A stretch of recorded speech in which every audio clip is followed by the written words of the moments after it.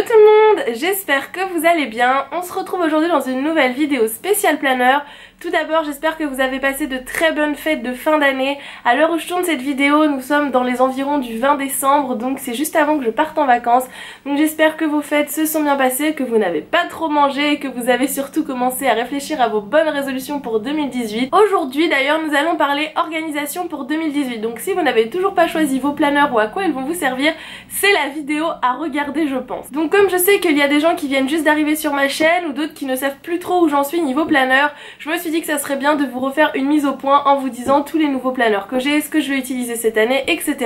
Il y a aussi pas mal de choses qui ont changé. Je me suis rendu compte qu'il y avait des planeurs dont je n'avais pas forcément besoin et du coup je vous ai refait la sélection des planeurs que je vais utiliser pour 2018. Donc ils sont tous à côté de moi juste ici, je vais vous les présenter un par un et j'espère vraiment que cette vidéo vous aidera à trouver votre organisation parfaite pour 2018.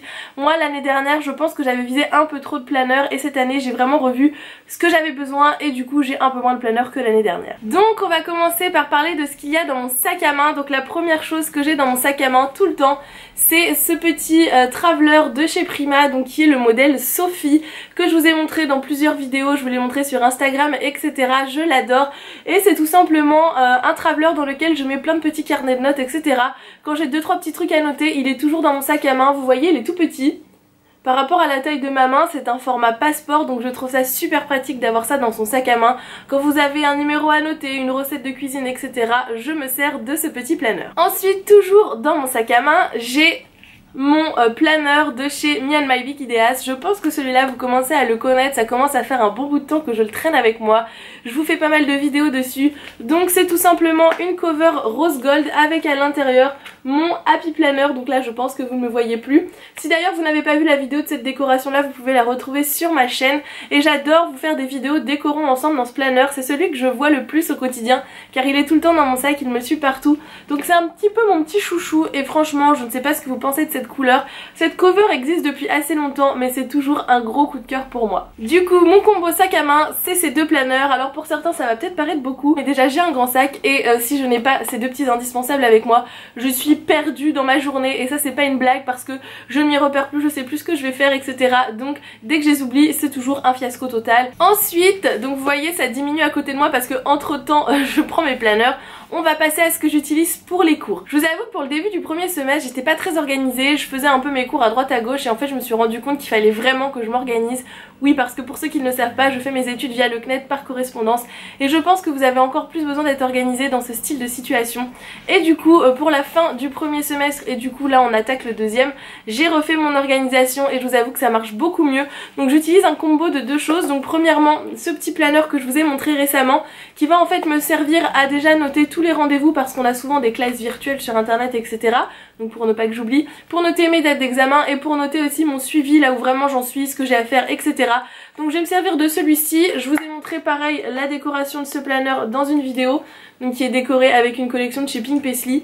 Donc je pense que la décoration de ce planeur va rester telle quelle, c'est pas un planeur sur lequel il y aura des pages de déco, etc. C'est vraiment pour s'organiser et pour que j'avance bien dans mes cours. Je pense que c'est vraiment important d'avoir un planeur ou même un agenda en fonction de votre niveau pour les cours, que vous soyez au collège, au lycée ou encore à la fac. La fac c'est le gros piège, on se dit j'ai pas de devoirs, mais à la fac si vous n'avez pas d'agenda, vous êtes pas top niveau organisation. Pour avoir testé je peux vous le confirmer. À la fac c'est vraiment important d'avoir un agenda pour noter ce que vous devez faire comme fiche, où vous en êtes dans vos cours, etc. parce que les partiels arrivent souvent beaucoup plus vite qu'on ne le pense. Et la deuxième chose que j'utilise pour les cours et qui me convient très bien, c'est ce petit organiseur, parce que là pour le coup je pense pas qu'on peut appeler ça un planeur, donc de chez Mr Wonderful, qui sert vraiment pour organiser ses révisions. Et en fait ce qui est pratique pour moi c'est que j'utilise celui-ci pour programmer ce qu'il faut que je fasse et dans l'autre je note vraiment mon suivi. Comme ça m'aide à m'organiser pendant la semaine et l'autre me sert à long terme à avoir mon suivi et surtout à ne pas oublier 2-3 rendez-vous. Mais il est super bien fait, je vais essayer de vous montrer une page où j'ai pas écrit parce qu'il est quand même bien rempli. Ce qui m'aide beaucoup c'est cette page-ci.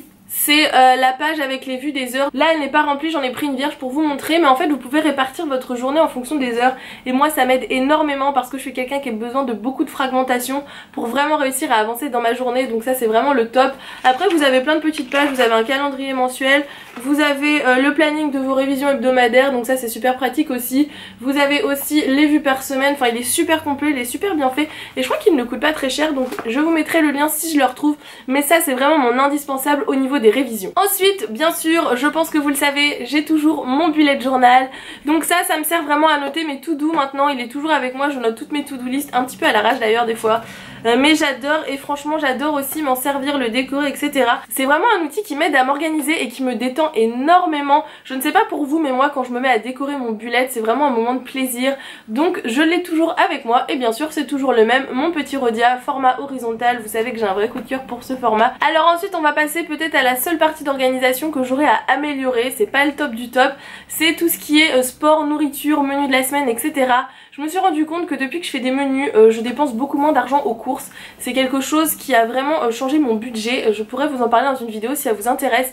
Mais de faire ces menus à l'avance, de faire ces listes de courses, de tout programmer, ça vous fait vraiment faire des économies parce que quand vous arrivez au supermarché et que vous avez faim, parce que moi c'est toujours mon problème quand je vais au supermarché et que j'ai faim, vous achetez n'importe quoi. Pour le moment j'utilise ce combo de 2 petits carnets de chez Erin Condren, mais c'est pas encore le top. Je pense qu'il faudrait que je trouve un autre système d'organisation, mais depuis quelques mois c'est ce que j'utilise. En fait vous en avez un dans lequel vous pouvez noter tout ce que vous faites niveau sport, alimentation, ce que vous mangez, qui est plus on va dire axé régime. Et justement en combo j'utilise celui-ci qui est le meal planner de chez Erin Condren, qui lui vraiment est super bien fait. En fait vous avez une page où vous pouvez, j'espère que vous verrez bien, vous avez une page où vous pouvez noter tous vos menus de la semaine et une page pour faire votre liste de courses. Donc ça c'est trop pratique, vous l'emmenez avec vous, vous avez tout, et en plus il prend pas de place, il est tout petit, il est tout fin.